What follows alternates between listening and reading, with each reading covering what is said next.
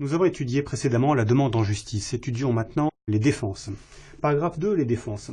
Alors on a vu que le défendeur à l'instance peut, dans le cadre de l'instance, en réponse aux demandes de l'adversaire, présenter lui-même une demande, ce qu'on appelle une demande reconventionnelle, qui est une catégorie particulière des demandes incidentes.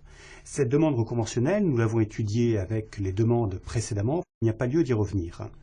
Il est bien évident que l'adversaire peut aussi combattre au fond les prétentions du demandeur. Pied à pied, il engage le débat sur le terrain du fond du droit, sur le droit litigieux qui est en cause. C'est ce qu'on appelle procéduralement les défenses au fond. Il est évident que l'adversaire peut aussi contester la recevabilité des demandes qui lui sont opposées. Il contestera alors l'existence même du droit d'action du demandeur, la recevabilité de ces demandes. C'est ce qu'on appelle des fins de non-recevoir.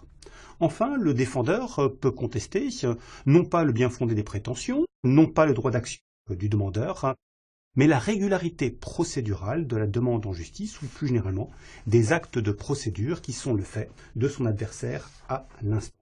C'est ce que l'on appelle techniquement des exceptions de procédure, parmi lesquelles les exceptions de nullité par exemple. Trois catégories, autrement dit, de moyens de défense sont à étudier présentement. Commençons par les défenses au fond. Grand A, les défenses au fond. Au terme de l'article 71 du Code de procédure civile constitue une défense au fond tout moyen qui tend à faire rejeter comme non justifié, après examen au fond du droit, la prétention de l'adversaire. Autrement dit, la défense au fond, c'est la défense frontale. Le défendeur exerce pleinement son droit d'action, qui est le droit de contester le bien fondé des prétentions du demandeur en vertu de l'article 30 pour faire rejeter ces prétentions, ces demandes. Il ne s'agit alors ni de contester le droit d'action, ni de contester la régularité procédurale de son exercice. On conteste le bien fondé de la demande de l'adversaire. Autrement dit, il s'agit de dénier au demandeur le droit substantiel dont il prétend avoir la disposition, la maîtrise, dans le cadre d'un contentieux subjectif qui est notre hypothèse. Pour ce faire, pour opposer une défense au fond aux prétentions de demandeur, plusieurs biais peuvent être utilisés, plusieurs techniques, plusieurs moyens très variés peuvent être employés. Par exemple, on peut tout d'abord contester les conditions de fait, les conditions de droit qui sous-tendent le droit substantiel dont prétend disposer le demandeur. Exemple, c'est une action responsabilité civile qui est exercée contre le défendeur, celui-ci s'ingéniera à contester l'existence du préjudice, l'existence du lien de causalité ou la faute à l'origine du dommage. Les conditions d'application des articles 1382 et 1383 du Code civil ne seront pas remplies, selon lui. C'est ce que l'on dénomme parfois un petit peu plus savamment les présupposés de la règle qu'il s'agit d'appliquer. On conteste la réunion de ces présupposés. Le défendeur peut aussi se placer non pas sur le terrain exact du droit, mais sur le terrain probatoire. Il peut contester que le demandeur établisse la preuve des faits qui sont nécessaires au succès de ses prétentions. On sait que la charge de la preuve pèse sur le demandeur. Contester la réunion des éléments de preuve nécessaires au succès de la prétention, c'est encore exercer une défense au fond. En tous les cas, qu'il s'agisse de discuter le fond du droit, qu'il s'agisse de discuter de la preuve, on se borne à contester le bien fondé des prétentions de l'adversaire.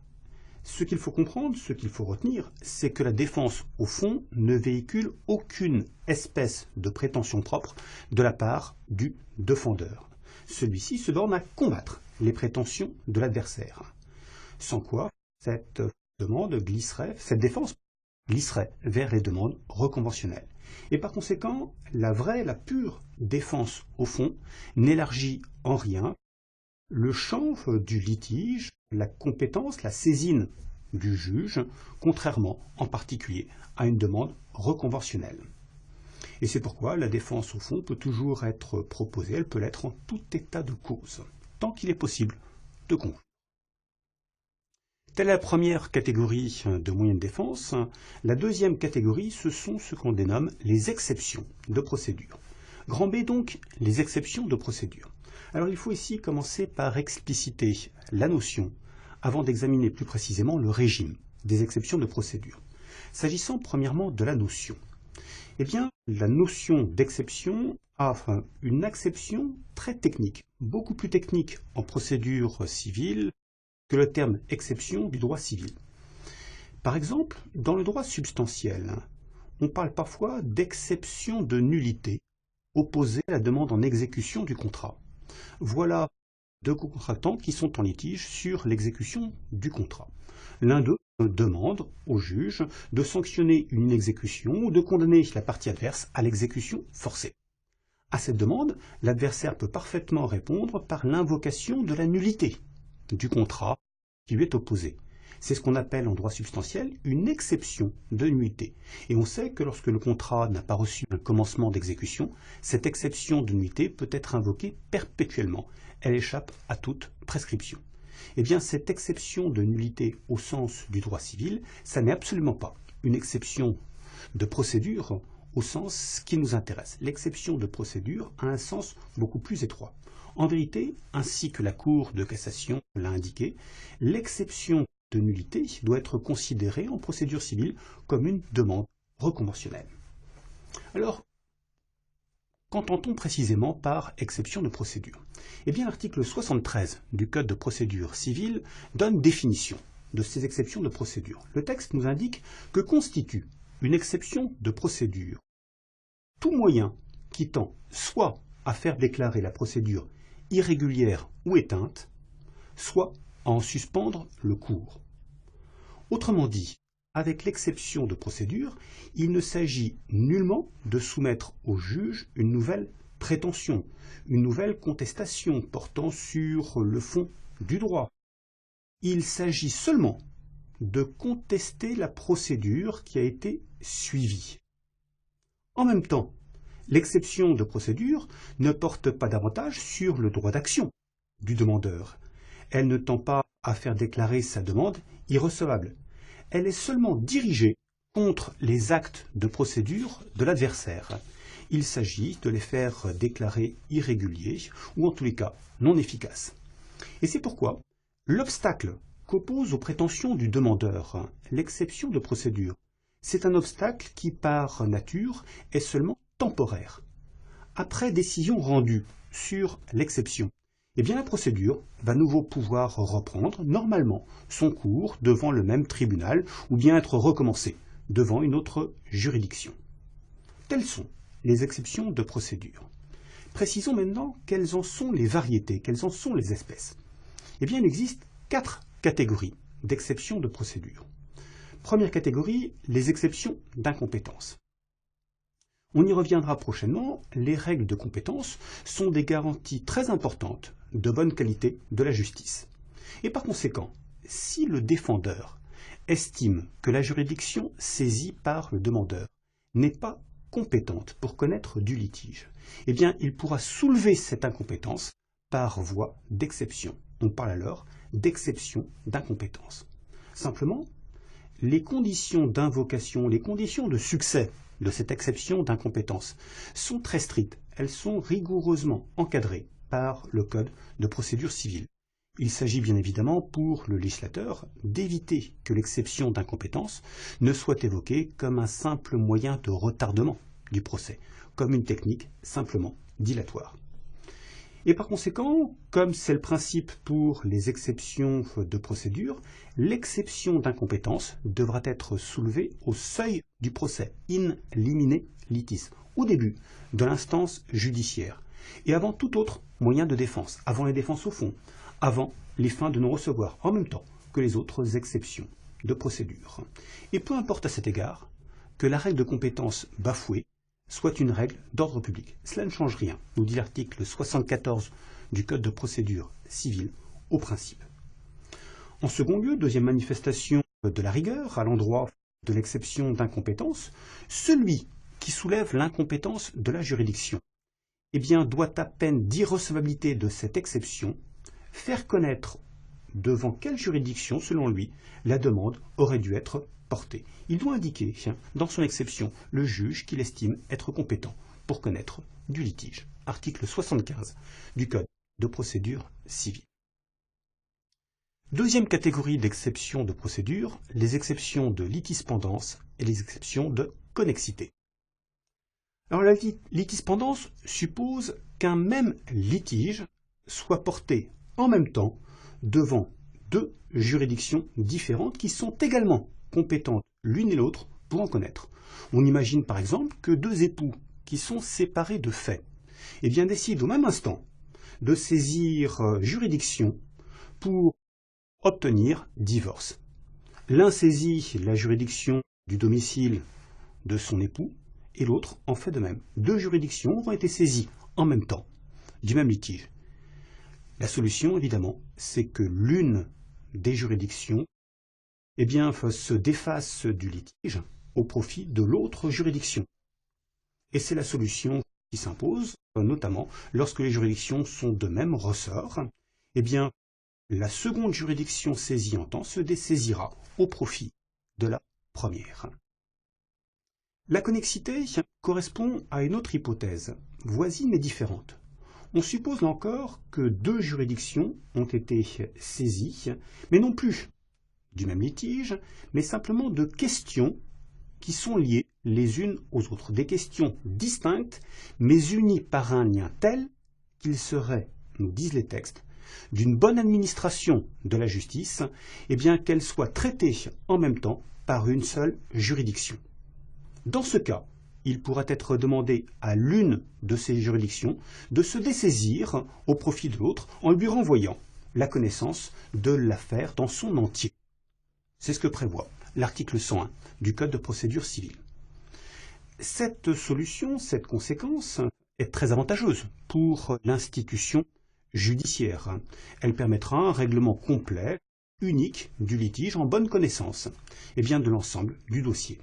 Et cela explique que par exception à la règle, l'exception de connexité n'est pas besoin d'être soulevée in limine litis au seuil du procès. Cela explique qu'elle puisse être invoquée en tout état de cause, sauf, le cas échéant, à être écartée par le juge si elle est soulevée tardivement dans une intention dilatoire. Article 103 du Code de procédure civile. Précisément, la troisième catégorie d'exceptions de procédure, ce sont ce qu'on appelle les exceptions dilatoires. Les exceptions dilatoires ont pour objet de suspendre l'instance dans l'attente de l'accomplissement d'un acte, par exemple une mesure d'instruction, dans le cadre d'un jugement avant dire droit, ou bien dans l'attente de l'expiration d'un délai, ce qu'on appelle un délai d'attente, par exemple le délai qui est offert aux héritiers lorsqu'ils veulent accepter ou se laisser la possibilité d'accepter une succession, délai pour faire inventaire et délibérer. Ou bien encore dans l'attente de la survenance d'un événement, souvent d'ailleurs une autre décision de justice, une décision pénale par exemple, dans l'attente de laquelle le juge civil devra surseoir à statuer. Ou bien encore, comme autre type d'événement qui peut donner lieu à une exception dilatoire, la nécessité d'appeler en la cause un tiers garant, l'appel en garantie. Enfin, dernière catégorie d'exceptions de procédure, peut-être la plus importante, les exceptions de nullité. Alors les exceptions de nullité correspondent au moyen de défense par lequel le défendeur invoque la nullité, soit pour irrégularité de fond, soit pour vice de forme, d'un acte de procédure quelconque de son adversaire. Et singulièrement, très souvent d'ailleurs, l'acte par lequel il aura introduit l'instance, l'acte introductif d'instance, la demande initiale, autrement dit. Alors parce que les conditions de la nullité sont très différentes suivant qu'il s'agit précisément d'un vice de forme ou d'une irrégularité de fond, il va falloir distinguer les deux hypothèses. La nullité pour vice de forme appelle assez peu de commentaires, du point de vue du moins de sa définition. On suppose qu'un acte de procédure a été accompli sans les formes que la loi impose pour sa validité, ce qui est d'ailleurs dans les faits extrêmement fréquent. À certaines conditions, le défaut de respect de ces formes obligatoires va pouvoir être sanctionné par la nullité de l'acte de procédure. Concrètement, l'adversaire de la partie qui accomplit l'acte irrégulièrement formé va pouvoir opposer par voie d'exception cette irrégularité, ce vice de forme. Alors on ne peut guère en dire plus à ce stade, étant donné la très grande diversité, la très grande variété des formes obligatoires qui varient suivant les actes de procédure naturellement. Ce que l'on peut dire à ce stade, eh bien, c'est que la jurisprudence, par exemple, a décidé que le défaut de mention dans un acte de procédure de la dénomination sociale exacte de la personne morale agissante ou de son organe de représentation ne constitue qu'un vice de forme et non pas une irrégularité de fond. Solution, on le verra, très importante. S'agissant maintenant précisément des nullités pour irrégularité de fond, eh bien elles sont envisagées à l'article 117 du Code de procédure civile. Article 117 qui donne une liste d'irrégularités pour violation des règles de fond affectant les actes de procédure. Le texte nous dit ceci. Constituent des irrégularités de fond affectant la validité de l'acte. Le défaut de capacité d'ester en justice, le défaut de pouvoir d'une partie ou d'une personne figurant au procès comme représentant, soit d'une personne morale, soit d'une personne atteinte d'une incapacité d'exercice. Le défaut de capacité ou de pouvoir d'une personne assurant la représentation d'une partie en justice. Alors ce texte appelle plusieurs remarques, plusieurs précisions de très grande importance. D'abord, le défaut de capacité d'ester en justice auquel renvoie le texte, eh bien, vise, au moins en logique, la capacité ou l'incapacité d'exercice et non pas la capacité de jouissance ou l'incapacité de jouissance. On sait que la capacité d'exercice, c'est l'aptitude à exercer par soi-même les droits dont on est titulaire. La capacité de jouissance renvoie à la titularité du droit. Une incapacité de jouissance, c'est le défaut du droit, eh bien, que l'on veut exercer. Or, précisément, dans notre matière, le défaut de titularité du droit d'action, eh bien, renvoie non pas aux irrégularités de la procédure, aux exceptions de nullité, mais renvoie à la condition de recevabilité des demandes, à la condition d'existence du droit d'action. Elle est donc sanctionnée par une fin de non-recevoir et non pas par une nullité pour irrégularité de fond. D'où il faut conclure en bonne logique que le défaut de capacité visé à l'article 117, c'est exclusivement le défaut de capacité d'exercice. Deuxième remarque, le texte vise également le défaut de pouvoir d'un plaideur. Défaut de pouvoir qu'il faut comprendre comme le défaut de l'aptitude à agir dans un intérêt au moins partiellement distinct du sien. Eh bien, ce défaut de pouvoir recouvre en réalité deux hypothèses assez différentes. Première hypothèse, le plaideur a agi seul pour le compte de plusieurs personnes qui sont directement intéressées au litige. Par exemple, c'est un indivisaire qui a prétendu exercer seul une action de l'indivision. C'est un époux commun en bien qui a prétendu exercer une action appartenant à la communauté. Normalement, on le suppose, pour l'exercice de cette action, il aurait fallu l'intervention des co-indivisaires, l'association à la demande du conjoint, on est dans une hypothèse par exemple de cogestion, et cela n'a pas été fait. Eh bien, l'action aura été exercée par une personne qui n'avait pas le pouvoir nécessaire pour la mettre en œuvre.